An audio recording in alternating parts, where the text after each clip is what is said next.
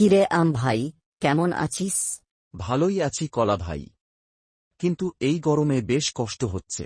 হা হা, আমিও তো গরমেই থাকি, কিন্তু আমার ত্বক এত পাতলা যে বেশি কষ্ট হয় না। এটা তো দেখাই যাচ্ছে। তোর তো একবার খোসা ছাড়ালেই সোজা খাওয়া যায়। আমাকে তো আগে কেটে খোসা ছাড়িয়ে তারপর খেতে হয়। কলা, তোরও তো বেশি। গ্রীষ্ম এলেই সবাই তোকে নিয়ে হইচই করে, আমের রাজা বলে ডাকেও। আর তুই তুই তো সারা বছরই বাজারে রাজত্ব করিস, ছোট বড় সবাই তোর ভক্ত।